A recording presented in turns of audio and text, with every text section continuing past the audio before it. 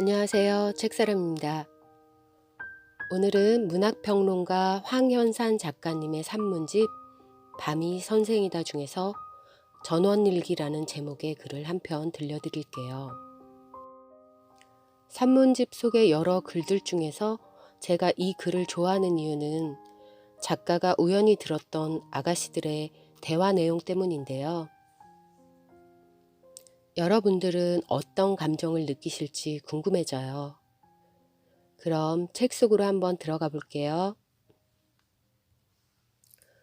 고달팠던 젊은 날, 내가 한 잡지사에 잠시 근무할 때의 일이다. 인쇄소 사무실에서 마지막 교종세를 기다리고 있던 가을 오후, 고등학교를 갓 졸업했을 것 같은 대여섯 명의 처녀들이 들어와 한쪽 벽에 줄을 지어 섰다. 인쇄소에서 여직원 하나를 뽑는다는 말을 들었기에 서류 심사에 합격해 면접을 보러 온 아가씨들인 것을 짐작할 수 있었다. 당시 미혼이었던 나는 그쪽으로 자주 돌아가는 시선과 그녀들의 말에 기울어지는 귀를 말릴 도리가 없었다. 한 아가씨가 이미 안면이 있는 듯한 다른 아가씨에게 말을 걸었다. 여기서도 미끄러지면 시골에 가서 살고 싶지만 갈 데가 없다는 말에 상대편 아가씨가 대꾸했다. 시골이 어떤지 알아?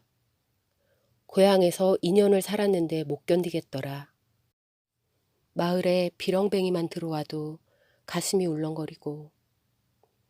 그때 다른 편 끝에 앉아있던 아가씨가 갑자기 끼어들어 엉뚱한 말을 했다. 나는 트럭이 지나갈 때 일어나는 흙먼지만 보아도 좋던데. 트럭이 지나갈 때 일어나는 흙먼지라고?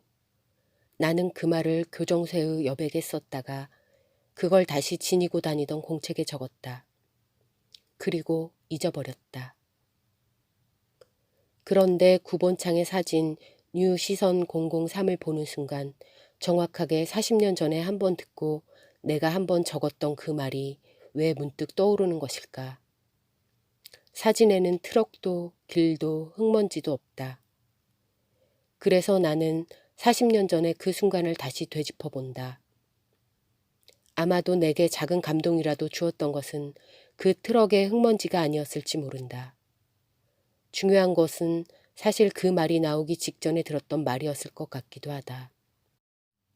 고등학교를 졸업하고 고향 마을에 고립되어 잊힌 존재로 살던 한 처녀가 동네 어구에 거린이라도 들어와 그 끔찍한 평화를 약간 뒤흔드는 순간 가슴이 울렁거렸다는 말에 마음에 조금 상처를 입었던 내가 트럭에 흙먼지 운운하는 말에 잠시 위로를 얻고 그 말을 적어두려 했을 것이다.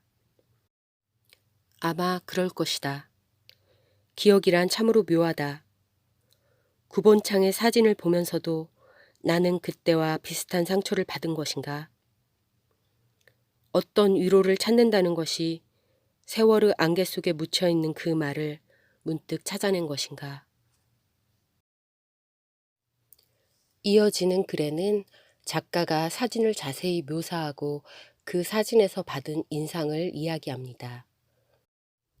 어찌 보면 봄날의 농촌 풍경이고 흔한 풍경이지만 어여쁜 봄 풍경도 아니고 우리가 전원에서 기대하는 자연의 풍요로움과 넉넉함, 한가로움 등 서정적이라고 부를 만한 것은 하나도 없습니다.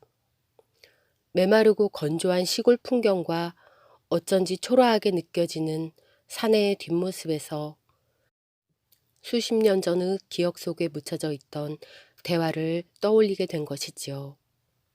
잔인하고 현실적인 전원 일기를요. 이 글은 구본창 사진작가의 사진에 대한 작가 자신의 충격적인 인상에 대한 내용이 주지만 저는 오히려 도입부의 그 아가씨들의 대화만 기억에 남았어요. 구독자 여러분들은 어떤 감정을 느끼셨나요? 아무것도 변하지 않을 것 같은 계속되는 삶의 길에서 누구나 얼마나 변화를 갈구하는지, 그리고 그것은 아직은 삶의 전장 속으로 뛰어들지 못한 젊은 청춘들에게 고여있는 시간이란 또 얼마나 숨막힌 것인지. 마을에 비렁뱅이만 들어와도 가슴이 울렁거리고 흙먼지만 보아도 좋다는 심정이 벗어날 수 없는 잔혹한 현실에서 누구나 일탈을 간절히 원하고 있겠구나 하는 마음에 공감과 위로를 얻었던 것 같아요. 구독자 여러분, 오늘은 여기까지 할게요. 편안한 하루 되세요.